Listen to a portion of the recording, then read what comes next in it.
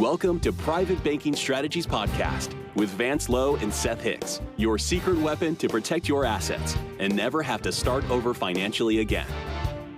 Vance and Seth help high net worth individuals, families, business owners, and investors structure an asset-protected, tax-free fortress for their families. Learn how to keep what you earn and use the velocity of money to create your own private banking system. Join us on this journey as we explore the secret strategies of the rich and political elite and help you take total control of your financial security.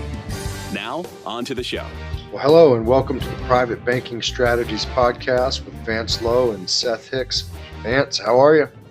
I'm doing really good, and I'm looking forward to finishing this topic today. What people need to know, if you just pick up a couple of these keys, you'll be better off. Nothing else. So, folks, this is the second part of a two-part podcast called The Money Problem and How to Solve It. And we've talked about some of the open horseshoe economy, what is the problem most people have with money, concepts and secrets that will help you evaluate, your ideas, your knowledge about money.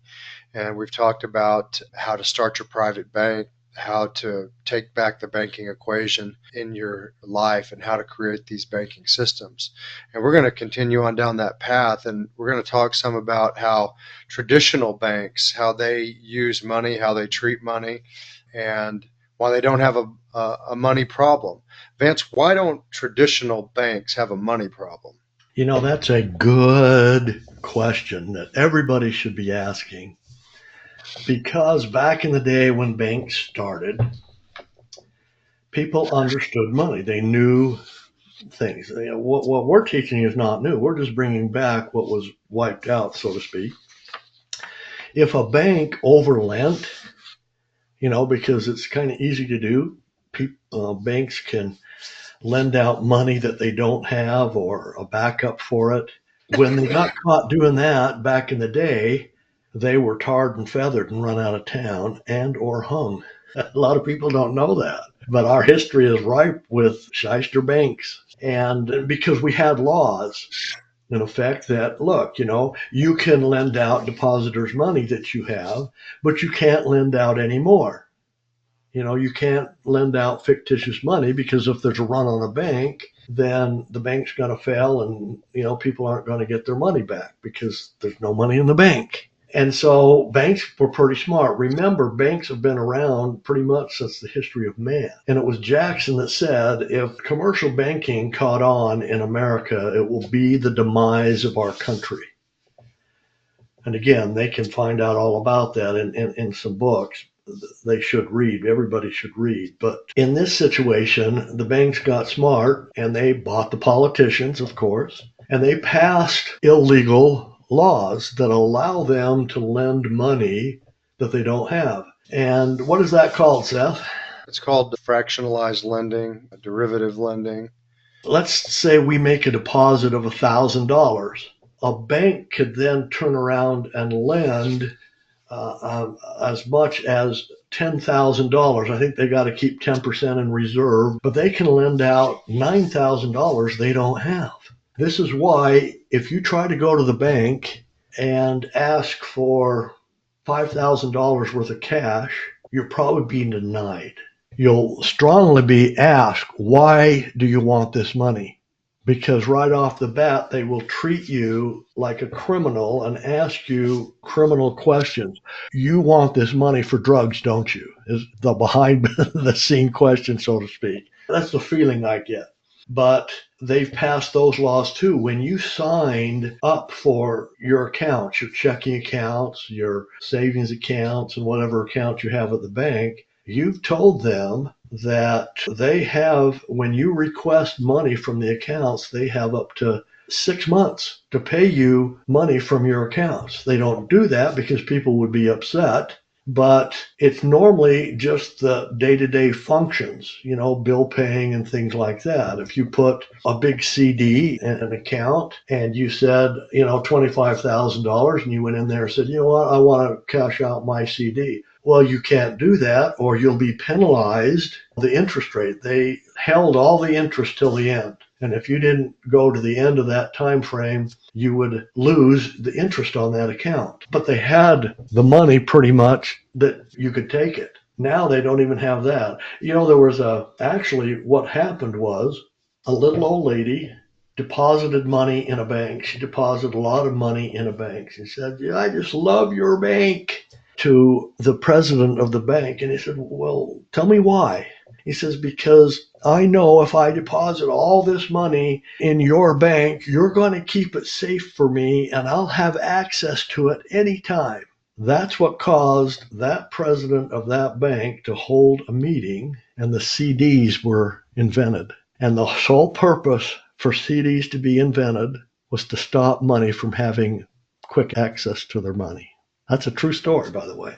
So banks, because they overlend, they back each other up. If they have actual credit in their bank, they've had more deposits in, they'll forward lend that throughout 24-hour period. So any money that they haven't used in loans and credits, they move that forward to another bank, and all the way around until 8 o'clock in the morning, it's back in their banks to use again. But if there was a run, even if 10% of the people come in and said, "Look, I want to cash out my account," they don't have the cash. They don't have it. They can actually shut their doors and walk away, can't they, Seth? So we touched on this. The banks put their money to work by lending it. The reserves that come in the form of deposits and traditional deposits, they fractionalize and they keep 10% or less on reserve, and they loan the other 90% or more, if it's a bigger bank, out in the form of home loans, auto loans, business loans, personal lines of credit,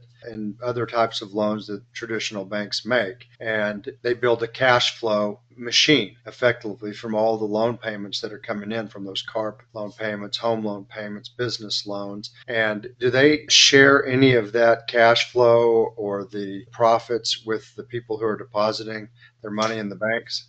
Absolutely not. They used to. It used to be a mindset that people would expect. If I'm going to have money in your bank and you're going to lend it out, you're going to share the interest rate that you charge. Okay? And it was supposed to be a 50-50. But now banks don't lend any of their own money. Okay? They create money out of thin air and lend it out and collect all this interest. And then remember, the money always comes back to the bank, and they use it over and over and over again, multiplying the return that they get.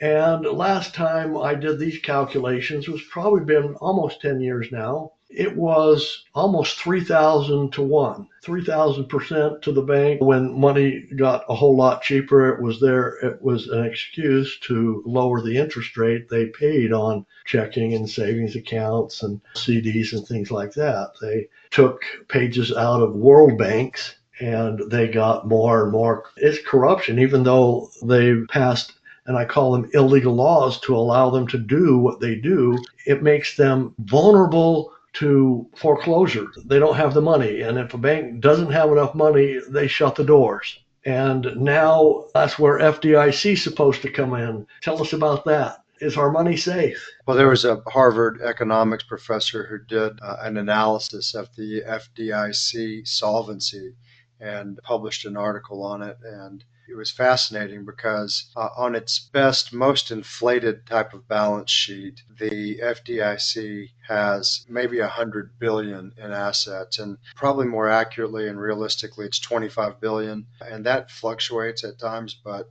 based on his analysis, it was less than 1 penny of actual solvency, because there's $20 trillion in cash deposits in American banks that are FDIC insured, 20 trillion, and there is only $100 billion worth of solvency in the FDIC. There's no way that 100 billion will shore up 20 trillion in deposits. So his whole hypothesis was, I'm not going to leave, my money in these traditional banks because there is effectively no effective FDIC insurance. So he opted for a safer place, like through whole life insurance contracts. So, yeah, it's shocking, frankly.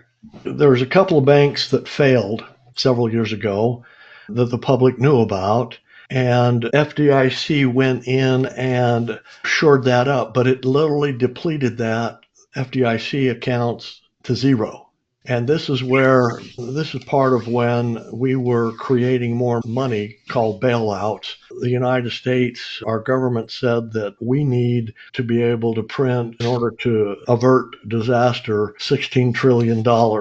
When we actually come to find out that they actually printed $32 trillion. And where did all that money go? That's the game. In our time and in our history, we witnessed the biggest bank robbery ever known in the history of mankind. This was put upon the American people, and this is where people have heard about the Dodd-Frank Act and stuff like that. That banks are no longer responsible for your deposits. They will go to the depositors' accounts to shore up the bank if the bank gets in trouble, all that type of stuff. So money's not safe at banks. Right. I mean, that's the fundamental conclusion, is that traditional banks are not a safe place to store wealth. And whether it's, people, $100,000 or $1 million or God forbid even more, it's not a place that you want to store cash. Did that story feel like it was about you? Do you feel like you are generating a lot of revenue but are not moving forward as fast as you would like? Do you feel you should be making more progress toward your financial goals? Do you feel stuck? Let us help you get unstuck. Are you ready to take action and get your own private bank? Please visit us at www.privatebankingstrategies.com. Let's talk about some keys to solving the money problem. We've talked some about how money works and how most folks don't really have a clue how it works. They may think they do. And as an example, the herd mentality, if everybody's doing it, it must be right. I don't know how many times we've had wealthy clients that have significant 401ks or other government-sponsored retirement programs where they think they've got X amount when they've really only got about 2/3 of that. And they think that they're getting ahead by contributing to that government-sponsored program. And until we can demonstrate, actually, you're not. Then you'd be better off actually taking the cash that you can get out of it now, even suffering penalties, and redeploying it into your own private bank. The way people think about 401ks and qualified accounts, they all think that, well, that's my money. If I take it out now, I'll lose the taxes. I'll lose the penalties. Folks, that was never your money anyway. Remember that. The more that account grows, let's say they're successful, which most of them aren't. They're stagnant. They don't grow except for the money put in. Okay? Usually the employer will match what you put in, and we look at our statement, wow, our account went up, when in fact it doesn't. And people really cry when it goes down. In 2008, when we really had a correction and people lost 50% of everything they had, they saw that effect there. It was very vulnerable. So you need to understand that if you don't take control and value the money, no one else will. I like to tell people, okay, you got $1 million in a 401k. Who's it with? Well, it's with this fund and this fund and this fund. Okay, well, let's say you got 3 funds out there and each one has $350,000. Okay, they have your money, not you. They are investing it. They are putting it to work. They're controlling that money. And on the average, they could be doubling it every 2.5 to 5 years. How often is your 401k doubling? And I even have some people, well, it's getting up there pretty good. Well, let's really take a look at it. And you go in and look at the earnings reports, and they're flat.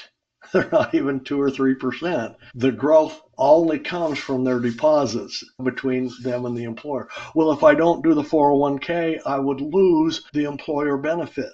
Well, yeah, okay. But how would you like to take control of the money and you double those assets on the average every 2.5 to 5 years without taxes? How long would it take for you to go way ahead? And this is what the banking equation is all about. That's a key we need to understand. Who controls the money makes all the profit.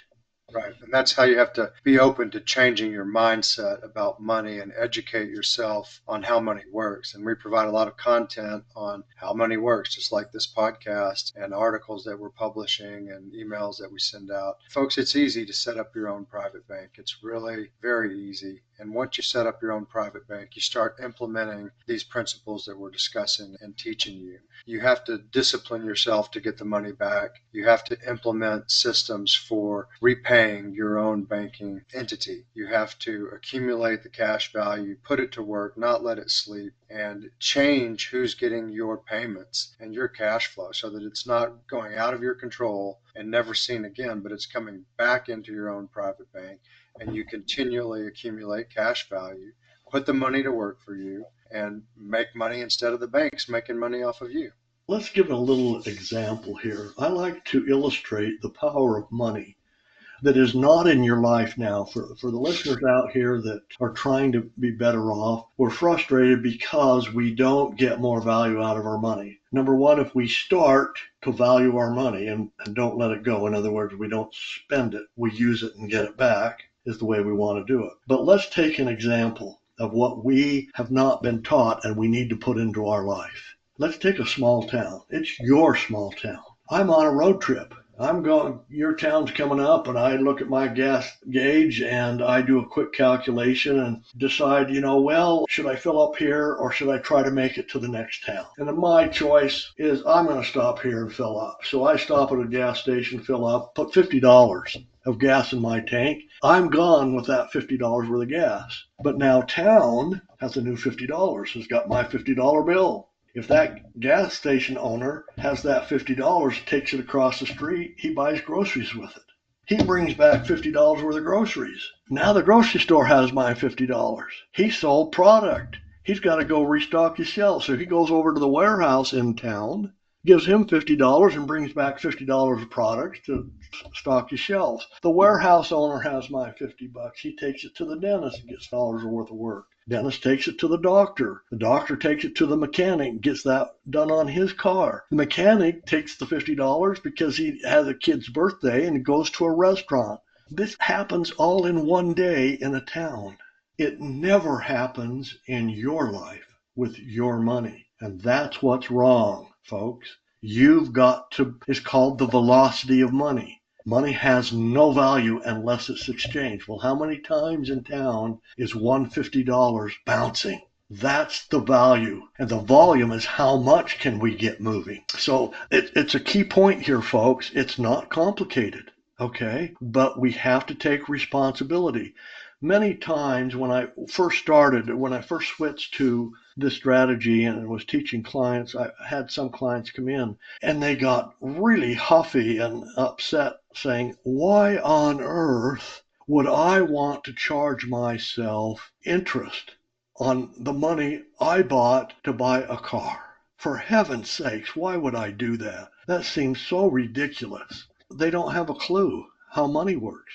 They don't know that they're living in a place where there's almost out of control inflation. And again, due to banks. By the way, the number one contributor is fractionalized banking, folks. The creation of money with this thing that they did on $16 trillion in the United States is really going to throw a cartwheel to our future for our kids and our grandkids. Eventually, they're going to have to pay the maker on that. But anyway, it's moving money around. Having the ability to do that, being able to get credit each time it moves around. So if you move money to a car, you're going to move it back to the bank so you can move it to education. You're going to move it back to the bank so you can do it for vacation. You're going to move it back to the bank so you can do this. In a town, for a town to thrive, it has to coax and influence more money coming into town than is leaving town. So it wants to have all the amenities in town that are needed for its citizens, your family members, so that they can shop in town. What would happen if the citizens went in and pulled out $50 worth of groceries and didn't pay for it? Town would become bankrupt. What happens if town switches and instead of receiving more income, they start losing more income? Town will become a ghost town. Okay, it's what's happening in your life with money. You have to go back to a well to create more money, pay everybody else, make them profit for you to exist. That's not a good life. That's slavery. That's a pure definition of slavery to the system and not even knowing it. Putting the velocity of money in action for you in your own family banking system and being able to catch that tailwind that gives you a wealth trajectory that you can't have if you're not doing those things. And so these are fundamental concepts and tools that help you change your future and achieve the financial security and the financial freedom that everyone wants. And with a proven, successful track record, and with the safest place to keep your money and store your wealth, not only to put it into motion. If you want to learn more, go to privatebankingstrategies.com, and there you'll find a book offer for what the banks don't want you to know, secrets the banks don't want you to know that will help you get wealthy. And so Vance and I have made that book available to you for free. You can read it in a PDF, or you can also listen to it in an audio format when you put in your name and email. It's also a way to stay connected to valuable content that we're producing, podcast, and more importantly, if those things resonate with you, you'll want to schedule an exploratory call with Vance and drill down on how these concepts and strategies will work for you and your financial circumstances. And he'll take you through, ultimately, after a process of going into an 8-year analysis where you actually understand and learn how to apply these rules and concepts step by step, month by month, and effectively implement this in your life. And can't describe how much it's changed our lives, Vance, and how much it's meant to so many clients. And it's just a revolutionary concept for folks. So anything else you want to add? I think, just do yourself a favor. You owe yourself the chance to find out more about it. What's missing is the banking equation. Find out how easy it is to install this back in your life and reap the rewards of it. Amen. Thanks for joining us, folks, and we look forward to seeing you on the next podcast. Thank you very much. Bye for now. Did that story feel like it was about you? Do you feel you should be making more progress toward your financial goals? Do you feel stuck? Let us help you get unstuck. Are you ready to take action and get your own private bank? Please visit us at www.privatebankingstrategies.com. Thank you for listening to the Private Banking Strategies podcast. Click the subscribe button below to be notified when new episodes become available.